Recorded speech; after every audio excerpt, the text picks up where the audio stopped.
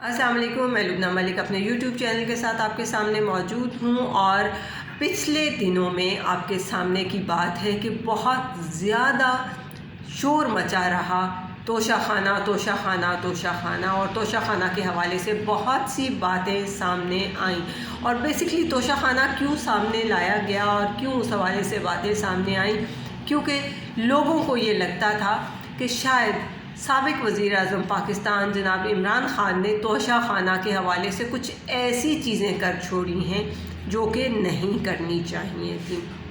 Even Imran Khan صاحب کے حوالے سے ایک فیک بندہ بھی سامنے آتا رہا، اور وہ بار بار آ کے کہتا رہا کہ مجھے گھڑی بیچی گئی، مجھے فراگوگی نے لا کے گھڑی دی، مجھے فلاں بندے نے شہزاد اکبر نے فون کیا اور یہ ہوا وہ ہوا۔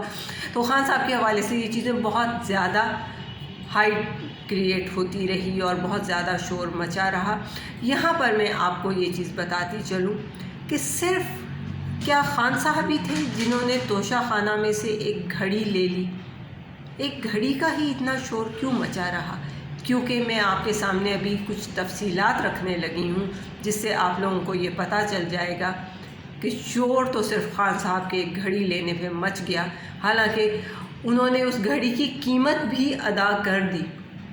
انہوں نے توشہ خانہ سے لی جانے والی چیزوں کی قیمت میں اضافہ بھی کر دیا۔ جہاں پہ 20% ادا کی جاتی تھی وہاں پہ وہ قیمت 50% پہ بھی لے گئے، اور انہوں نے 50% کے حساب سے وہ تمام رقم جو ہے وہ توشہ خانہ میں جمع بھی کروا دی۔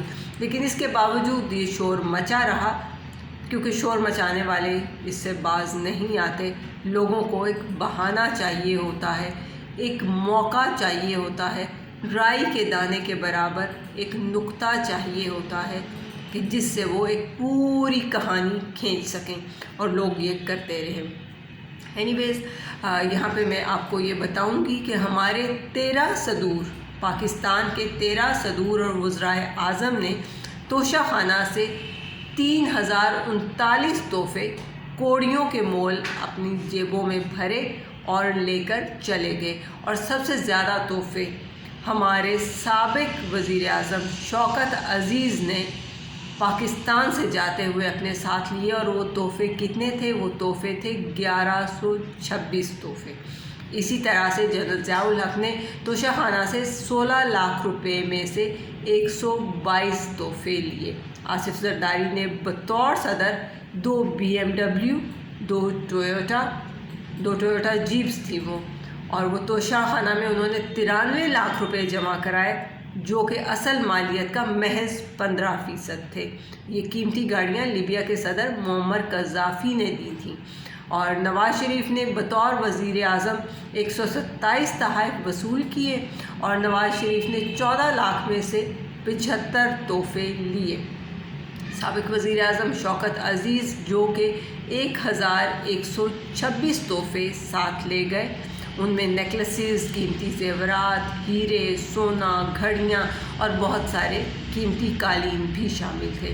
اسی طرح جنرل پرویز مشرف بھی جب جانے لگے تو وہ بھی 515 تحفے ساتھ لیتے چلے گئے، جن میں کچھ ہیرے تھے، کچھ گولڈ سیٹ تھے، کچھ ایسے زیورات تھے قیمتی جو آج کل کے دور میں کسی کو حاصل نہیں ہیں، کچھ خنجر تھے جن میں کچھ ایسے موتی جڑے ہوئے تھے کہ انہوں نے لے جانا وہ اپنے ساتھ مناسب سمجھا، کچھ پستول بھی تھے۔ اور محمد خان جنیجو جو تھے وہ بھی 2,19,000 ادا کر کے 2,19,000 روپے ادا کیے انہوں نے، اور 304 تحفے وصول کر لیے اور اپنے ہمراہ لے گئے۔ اسی طرح بینظیر بھٹو بھی 2,72,000 روپے ادا کرنے کے بعد 174 تحفے اپنے ساتھ لے گئے۔ اسی طرح جنرل ایوب خان کی بات اگر کریں اور بلخ شیر مزاری کی بات کریں تو انہوں نے کوئی ایک تحفہ بھی وصول نہیں کیا۔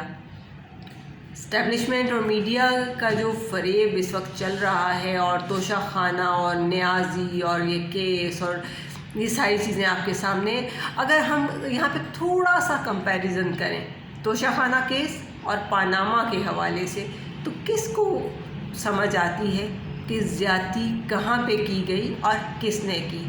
یہ بڑی आसान अल्फाज में समझे जाने वाली बात है कि तोशा खाना पर सिर्फ एक बंदे का हक नहीं था, यहाँ पे तो इन सारों ने अपने पूरे हकूक़ इस्तेमाल किए, हर सदर ने भी और हर वज़ीर आज़म ने भी। ये एक और चीज़ है कि जनरल अयूब ख़ान ने और बल्ख शेर मज़ारी साहब ने इस हवाले से हाथ नरम रखा और उन्होंने तोशाखाना में से कोई चीज़ नहीं ली। सारे हुक्मरान इसमें मुलविस रहे हैं, सब लोग भरपूर फ़ायदा उठाते रहे हैं, लेकिन एक अहम तरीन बात यह है कि ये सारा तोशाखाना प्रोपेगेंडा जो हो रहा है, इसमें सिर्फ़ और सिर्फ न्याज़ी ही क्यों। जनाब साबिक वज़ीर आज़म इमरान अहमद ख़ान न्याज़ी के हवाले से ये चीज़ें बहुत ज़्यादा उछाली गई हैं और बहुत ज़्यादा शोर मचाया गया है। हक़ाइक़ मैंने आपके सामने रख दिए हैं, इससे आपको बहुत अच्छे से ये पता चल गया है कि ख़ान साहब के अलावा और कितने लोगों ने इस बहती गंगा में हाथ धोए हैं और उन्होंने क्या कीमतें अदा की हैं। कहाँ 15% से भी कम रेंज जो है वो आसिफ ज़रदारी ने अदा की, लेकिन ख़ान साहब आधे से ज़्यादा अदायगी करके भी सबकी नज़रों में इस अंदाज़ में लाए गए और इस अंदाज़ में बुरे बनाए जाने की उनको कोशिश की गई कि वल्लाह आलम।